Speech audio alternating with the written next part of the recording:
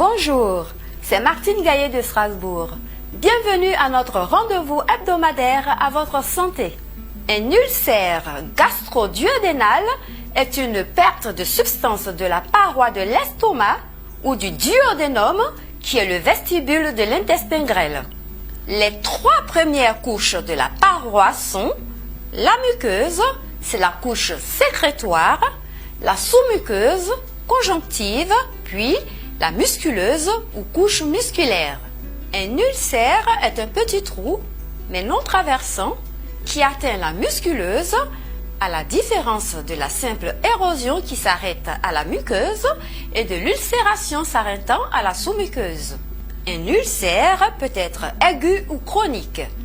Dans le second cas, il a une assise qui est inflammatoire et scléreuse, c'est-à-dire ferme, et il est riche en terminaisons nerveuses, d'où son caractère douloureux. L'intérieur de l'estomac est un milieu caustique qui attaque les aliments, ce qui est son rôle. Or, cette causticité procède de deux substances, l'acide chlorhydrique et la pepsine, qui est une enzyme décomposant les protéines, précisément lorsque le milieu est fortement acide. Si l'estomac et le duodénum sont sains, ils résistent naturellement à cette agression chimique, cela grâce à plusieurs mécanismes de protection. Ce sont surtout le mucus, les bicarbonates et les phospholipides.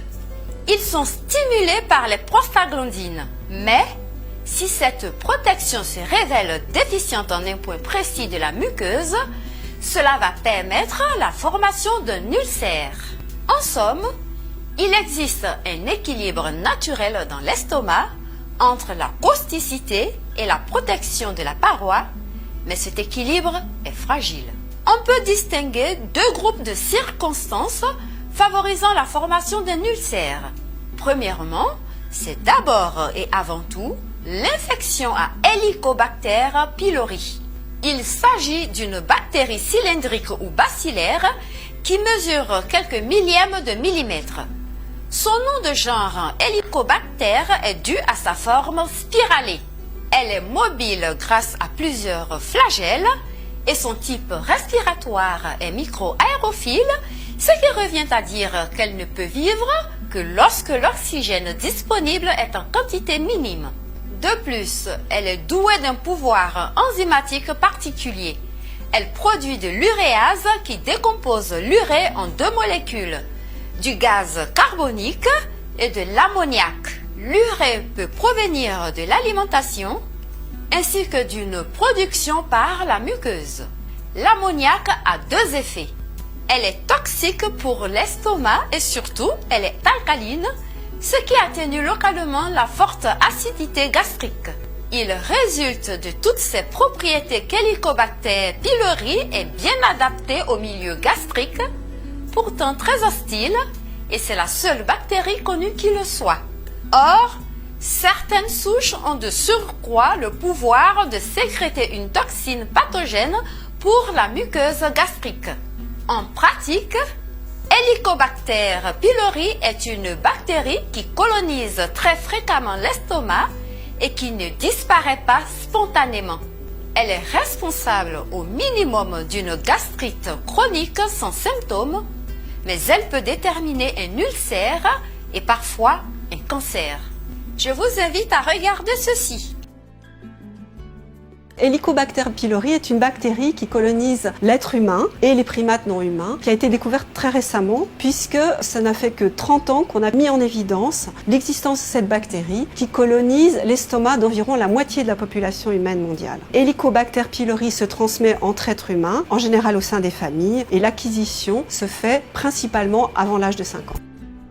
Au sein de cet estomac, pylori va proliférer et se maintenir de manière chronique pendant toute la durée de la vie de l'individu s'il n'est pas soigné. La plupart de ces personnes, à peu près 85%, vont rester asymptomatiques, mais une petite proportion vont développer des pathologies. Dans 10% des cas des personnes infectées, des ulcères gastriques ou duodénaux. Et puis, il y a aussi une forme assez rare de lymphome qui s'appelle le MALT dans 0,3% des cas. Et il y a une forme très grave qui est donc le cancer de l'estomac qui apparaît dans 1 à 3% 10% des cas. Le pourcentage de personnes infectées est très variable selon les pays. Comme les pays en voie de développement, où on a jusqu'à 90% des personnes qui sont infectées par Helicobacter pylori, comme par exemple le Brésil. Et dans notre pays, la France, on a seulement 25% des personnes qui sont infectées. Deuxièmement, le second groupe de circonstances favorisant la formation d'un ulcère est lié à la prise de médicaments gastrotoxiques.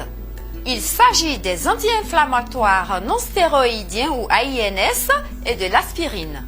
Les AINS sont souvent utilisés pour soulager des douleurs articulaires et musculo-tendineuses, des céphalées ou maux de tête, parfois d'autres douleurs profondes. Il faut citer l'ibuprofène et le kétoprofène. En plus de ces deux grands groupes de circonstances, on peut encore évoquer le tabagisme, la consommation d'alcool, l'insuffisance rénale et la notion de terrain génétique favorisant. Quant aux symptômes, un ulcère gastro-duodénal est une plaie douloureuse qui brûle. La douleur est surtout vive quand le suc gastrique acide arrive à son contact. C'est un peu comme si l'on versait du vinaigre sur une plaie. Cela survient plus d'une heure après un repas, c'est-à-dire après que l'estomac ait sécrété beaucoup d'acide. La douleur siège dans le creux médian qui est sous les côtes. Elle est souvent forte et parfois violente. Plusieurs éléments peuvent la calmer. Manger un aliment doux et suffisamment volumineux, boire du lait et bien entendu prendre un médicament conçu pour soulager les ulcères.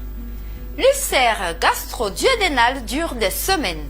Il peut constituer une gêne importante chez la personne qui en souffre. En présence d'une douleur de type ulcéreux, il est primordial d'éviter le tabac, l'alcool, les aliments épicés ou acides, le café et bien sûr tout médicament gastrotoxique. Il est aussi capital de rechercher Helicobacter par des examens. Si sa présence est avérée, il sera indispensable de prendre plusieurs antibiotiques de façon prolongée.